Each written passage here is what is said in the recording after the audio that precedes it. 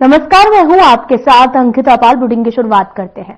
प्रयागराज में होने जा रहे महाकुंभ को लेकर वृंदावन से महाराज ओम किशोर गोस्वामी सेवक राधा रमन सरकार से खास बातचीत की। इस दौरान ओम प्रकाश गोस्वामी राधा रमन सरकार सीएम योगी की प्रशंसा करते हुए बेहद भावुक हो गए हैं। इस खास बातचीत में क्या कुछ कहा, सुनाते हैं आपको। श्रद्धा और कर्म निष्ठा से जो राज्य का निष्पादन करके, राज्य का संचालन करके और किसी भी तरह का लोभ मोह काम क्रोध को त्याग करके जो राज्य सत्ता का संचालन कर रहे हैं, शायद ऐसा भविष्य में कोई मुख्यमंत्री उत्तर प्रदेश में आएगा कि नहीं आएगा। मैं ठाकुर जी से प्रार्थना करता हूं कि हमारे प्रधानमंत्री हमारे योगी आदित्यनाथ जी की लंबी आयु हो और जो सोच लेकर चल रहे हैं अंततः इनका सोच वैसा ही हो कि एक सुंदर भारत का निर्माण कर सकते हैं। ये दोनों महान संत हैं, इनको मैं प्रणाम करूं। काफी भावुक हो गए हैं महाराज जी। अगर बात की जाए तो पहली बार महाकुंभ में योगी आदित्यनाथ के निर्देश पर रामलीला और महाभारत का मंचन किया जाएगा। तो महाराज जी, मैं आपसे अब ये भी जानना चाहूंगी कि पहली बार महाकुंभ में सीएम योगी आदित्यनाथ के निर्देश पर रामलीला और महाभारत का मंचन किया जाएगा। जैसे कि दिवाली से पहले रामलीला का आयोजन किया जाता है और ऐसे ही ये एक हिंदुओं के लिए सर्वोपरि लीला है। महाकुंभ 12 साल बाद इस महाकुंभ का आयोजन किया जाता है, तो इसी को और भव्य और खास बनाने के लिए सीएम योगी आदित्यनाथ ने रामलीला और महाभारत के मंचन के निर्देश दिए। इसे आप कैसे देखते हैं? ये तो बहुत अच्छी बात है जी, जो सीएम योगी साहब इस तरह की भावनाओं को लेकर जनमानस के लिए रामलीला और महाभारत के प्रस्तुति का वर्णन किया है। जी। रामलीला हमें श्री राम के आदर्शों, आचरणों और सभ्यताओं को दर्शाने से जी, हमारे युवाओं में, हमारे संस्कारों में जी, और हमारे रहन सहन, खान पान में और मर्यादा में रहने के लिए रामलीला का होना अति आवश्यक है, जिससे हमारे आगे आने वाली जो पीढ़ी है इसे सदैव देख करके याद रखेगी और उसके ऊपर चलकर उसका अनुसरण करेगी, उसका पालन करेगी। तो हमारे देश के बच्चों का मानसिक स्थिति श्री राम के प्रति स्नेहपूर्ण जागृत होगा और भारत में हिंदुत्व तत्व का, सनातन धर्म का एक बहुत अच्छा और विशाल उद्गम कायम होगा, जो हमारे योगी जी इस चीज को अगर कर रहे हैं।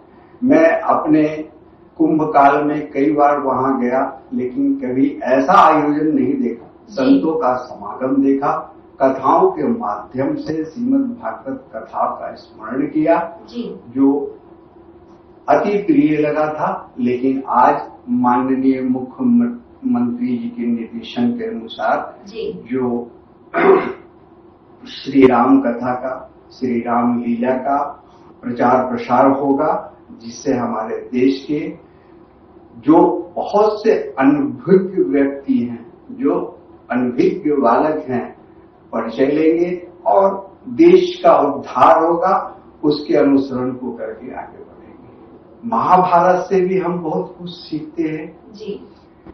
श्री कृष्ण ने अर्जुन को जब कथा सुनाया कि अपने लक्ष्य की प्राप्ति के लिए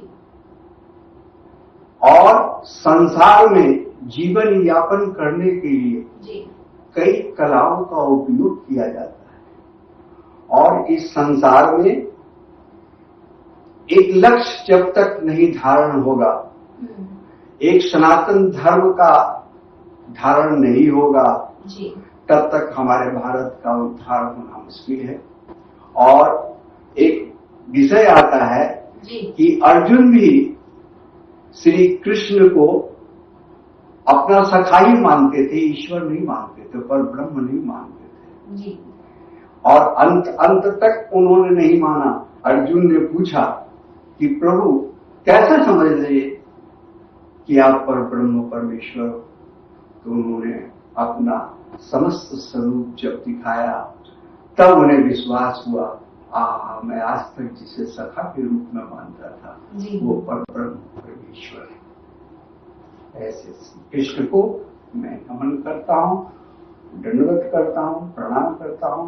भारत के प्रधानमंत्री, उत्तर प्रदेश के मुख्यमंत्री और उत्तर प्रदेश के सभी जनमानस से ये मैं कामना करता हूं कि वो राग द्वेष को छोड़ करके देश के कल्याण के लिए आगे बढ़े और जो आने वाली पीढ़ी है वो हमेशा हमेशा भारतवर्ष को ऐसे गौरवान्वित तरीके से देखे कि सारा विश्व इसे एक समय में गुरु मानने के लिए स्वीकार कर ले। माननीय श्री मोदी जी, माननीय श्री आदित्यनाथ जी और वहां के भारतवासियों के सभी नागरिक, सभी वृद्ध, सभी माताओं, सभी बहनों से मेरा आग्रह है कि अपने खान पान, रहन सहन, पहनावा ओढ़ावा इन सब का एक भारतीय परंपरा के अनुसार चल करके एक सशक्त भारत का निर्माण करें। जो आज हमें मिले हुए रत्न हैं उनकी सोच को आप उच्च श्रेणी और उच्च कोटि तक पहुंचाए। आप सभी को मेरा प्रणाम, मीडिया वालों को, साधना चैनल वालों को हमारे तरफ से बहुत बहुत धन्यवाद। और मैं आगे कोशिश करूंगा कि ये मेरा भी जो शरीर है, मेरा भी जो सोच है वो उच्च भारत के निर्माण को देखे। धन्यवाद। महाकुंभ मेला दुनिया के सबसे धार्मिक मेलों में से एक है और इसकी काफी ज्यादा मान्यता है।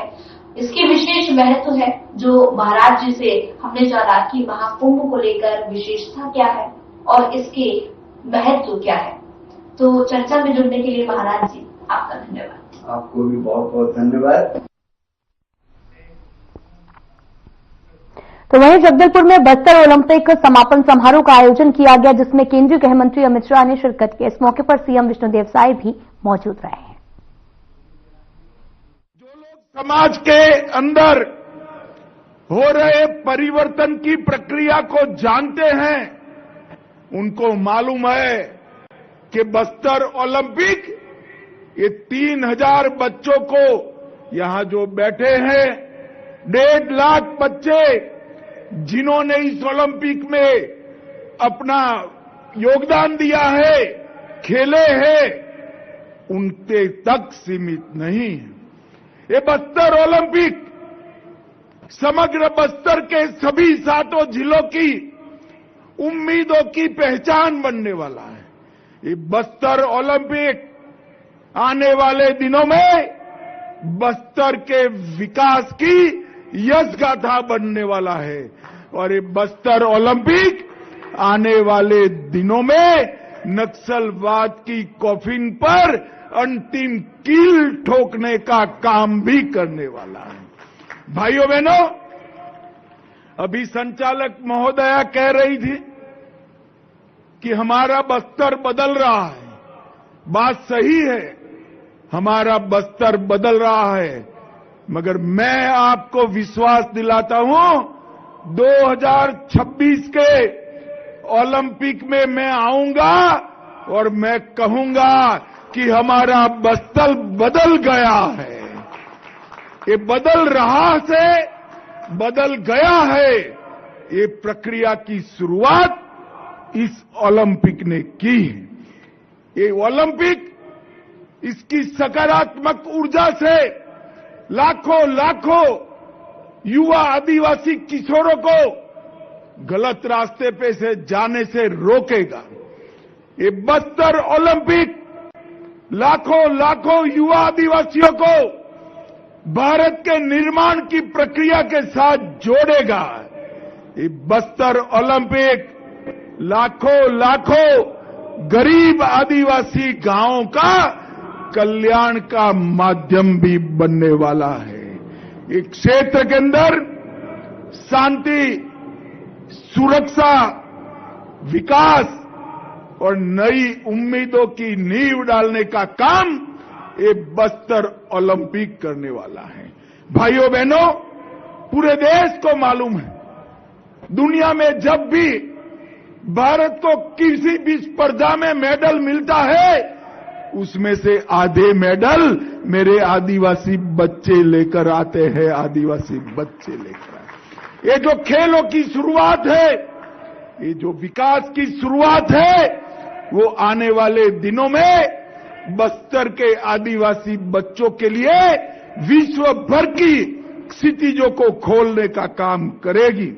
और आज मैं जब यहां आया, आपकी परेड देखी, 8 टोलियों और उसके नेतृत्व करने वाली बच्चियों को देखा, सभी 7 जिलों की एक-एक टोली, और एक टोली नक्सलवाद छोड़कर मेन स्ट्रीम में आए हुए हमारे भाइयों की टोली थी, हमारी बहनों की टोली थी। मैं सबसे ज्यादा बधाई। तो वहीं रायपुर के पुलिस परेड ग्राउंड में राष्ट्रपति निशान अलंकरण समारोह के मौके पर कार्यक्रम का आयोजन हुआ, जिसमें केंद्रीय गृह मंत्री अमित शाह ने शिरकत की। इस मौके पर अमित शाह ने संबोधित भी किया। क्या कुछ कह रहे, सुनाते आपको। का निशान किसी भी सशस्त्र बल के लिए इसकी प्राप्ति होना एक बहुत बड़े गर्व का विषय होता है। और छत्तीसगढ़ पुलिस के हर जवान को मैं एक और बात के लिए भी बधाई देना चाहता हूं कि 25 साल की अल्प अवधि में ही आपने राष्ट्रपति महोदय का विश्वास जीतकर इस सम्मान को प्राप्त करने की सिद्धि प्राप्त की है। और एक सच अर्थ में छत्तीसगढ़ पुलिस के लिए और देश भर के पुलिस बल के लिए बहुत बड़ा एक प्रकार से सम्मान का विषय है। और मेरे लिए भी बहुत सम्मान का विषय है कि राष्ट्रपति निशान अलंकरण समारोह में आज मुझे अपने हाथों से छत्तीसगढ़ जैसी जांबाज पुलिस को राष्ट्रपति निशान का अलंकरण करने का मौका मिला है। मैं विगत 5 सालों से छत्तीसगढ़ पुलिस के साथ नक्सलवाद के खात्मे के लिए संपर्क में रहा हूं, और आपका जो जुनून है, आपका हौसला है, आपका वीरता और समर्पण है, मैं विश्वास के साथ कह सकता हूं छत्तीसगढ़ पुलिस बल देश के सभी पुलिस बलों में बहादुर से बहादुर पुलिस बलों में से एक पुलिस बल हमारा छत्तीसगढ़ का पुलिस बल है। छत्तीसगढ़ ने जैसे ही अपने निर्माण के 25वें वर्ष में प्रवेश किया, वैसे ही आपको प्रेसिडेंट कलर अवार्ड से सम्मानित किया गया। ये आपकी कड़ी मेहनत, समर्पण, बहादुरी और जनता के प्रति आपके लगाव का द्योतक। छत्तीसगढ़ पुलिस विशिष्टता, प्रतिबद्धता के साथ, बहादुरी के साथ, समर्पण के साथ छत्तीसगढ़ की जनता की सेवा कर रही है। चाहे कानून और व्यवस्था को सुदृढ़ करना हो, चाहे नक्सल मुक्त भारत के अभियान को अंजाम देना हो, चाहे नशा मुक्त भारत के अभियान को आगे बढ़ाना हो, सार्वजनिक सुरक्षा सुनिश्चित करना हो, या नागरिकों के जीवन को सुलभ बनाना हो, छत्तीसगढ़ पुलिस कभी भी दोयम स्थान पर नहीं रही है, हमेशा अग्रम स्थान पर रही है। ये हम सब के लिए गर्व का विषय है। मित्रों, आज महान स्वतंत्रता सेनानी, भारत रत्न, देश के प्रथम गृह मंत्री सरदार पटेल जी की पुण्यतिथि। सरदार साहब ही थे जिन्होंने इस देश को एक करने का काम किया। जब हम आजाद हुए, दुनिया भर के लोग एक कल्पना करते थे कि 356 से ज्यादा रियासत एक नहीं हो पाएगी, ये देश खंड खंड बिखर जाएगा। सरदार साहब के अदम्य साहस और कुनेह ने इस देश को एक करने का काम किया और नरेंद्र मोदी जी के दृढ़ निश्चय ने सरदार साहब के अधूरे काम को भी पूरा किया। धारा 370 समाप्त कर कश्मीर को हमेशा के लिए भारत के साथ जोड़ने का काम किया। आज हम सब, पूरा देश कृतज्ञता के साथ सरदार पटेल को श्रद्धांजलि दे रहा है। मैं भी आज उनको श्रद्धांजलि दे रहा हूं। भाइयों बहनों, वर्षों से छत्तीसगढ़ राज्य की रत्ना की मांग थी। अटल जी ने इस मांग को पूरा किया। छत्तीसगढ़ राज्य की शुरुआत हुई, राज्य नया बना। पहले ही चुनाव में छत्तीसगढ़ की जनता। विदेश मंत्री डॉक्टर एस जयशंकर ने इंडियाज वर्ल्ड मैगजीन के विमोचन के मौके पर कहा कि जब प्रधानमंत्री या फिर विदेश मंत्री विदेश यात्रा करते हैं तो प्रौद्योगिकी, पूंजी, सर्वोत्तम प्रथाओं और सहयोग और निवेश पर अधिक ध्यान दिया जाता है और अन्य देशों के साथ में हमारे संबंधों में भी पहलुओं को लेकर और जो है वो बहुत बड़ा स्थान मिल गया है। What are the key issues that such a foreign policy would look at? And I think in all frankness, I mean, they are a mix of the old and new. The issues that we have historically confronted, many of them have not gone away. We have yet to secure our borders. We are still combating terrorism on a very serious scale. So there are the hangovers of the past. There are the requirements of the present. We have already, again, I would say, moved to a foreign policy which is much more directly tasked to advance national development. If you actually look at all the joint communiques, the foreign ministry apparatus, foreign policy apparatus puts out, you would actually see in the last 10 years much greater stress on economic diplomacy. When prime ministers or even foreign ministers go out, there is much more about technology, capital, best practices, collaborations, investments. These actually occupy a much larger space in terms of what we do with other countries. And in that sense, I think we have taken some valuable lessons from other countries in Southeast Asia and East Asia, I think, who were doing it much longer than we were doing. Viksit Bharat means India's rise. So how does India's rise amidst uncertainty? And this is a big task, because generally rising powers like predictability, like stability, they value it more than anything else. But if the reality of the world is going to be something very different, we cannot not rise. We have to continue to rise. We just have to plan it for a very difficult circumstance in which the world is going to be. So how do you do that?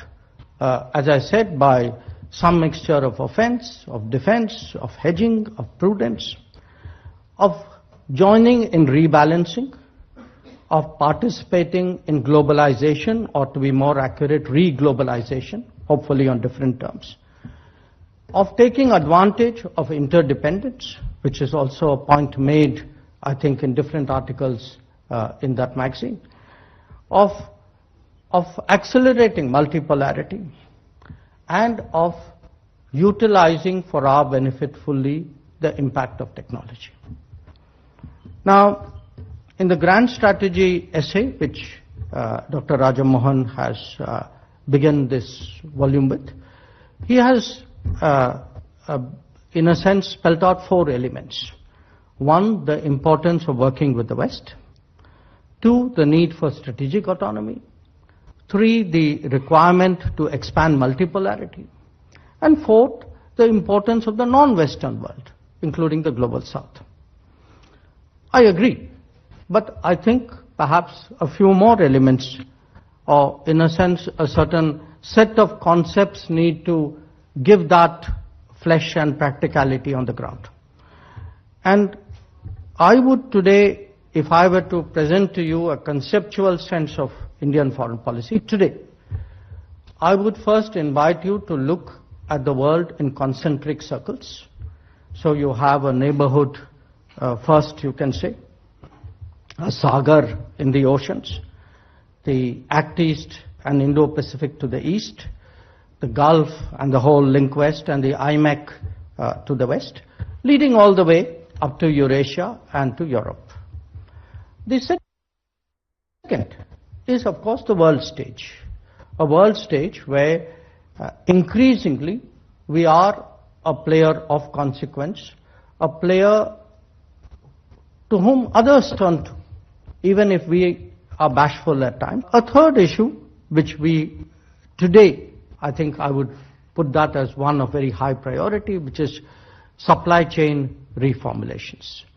That the rerouting of supply chains today has both a foreign policy implication, but it also is a great national development opportunity. And that supply chain rerouting, the idea of more resilient, reliable supply chains, it can, in fact, it is already spurring manufacturing in this country. But it is also, in a way, a catalyst for technology growth in India. Talking of which, तो खबर भोपाल से है, जहां पर आपको बताते चले कि स्वतंत्र देव मंत्री जो हैं वो एमपी दौरे पर हैं और इस दौरान उन्होंने सीएम से भी मुलाकात की, जिसकी तस्वीरें आपको दिखा रहे हैं। आपको बताते चले कि माननीय जल शक्ति मंत्री उत्तर प्रदेश सरकार के स्वतंत्र देव सिंह ने भी मध्य प्रदेश के मुख्यमंत्री डॉक्टर मोहन यादव से भेंट की है।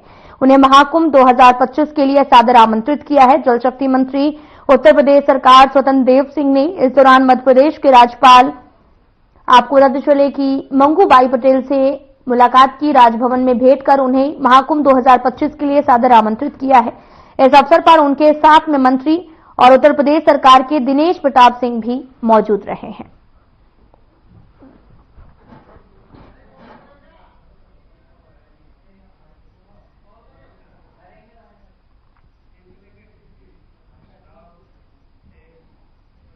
उत्तर प्रदेश विधानमंडल का शीतकालीन सत्र 16 दिसंबर से शुरू होने जा रहा है और इस सत्र में 17 दिसंबर को अनुपूरक बजट भी पेश किया जाएगा, जो कि खास तौर पर महाकुंभ पर केंद्रित होगा। अनुमान यह भी है कि इस अनुपूरक बजट का आकार 12 से 15 करोड़ रुपए के बीच में हो सकता है।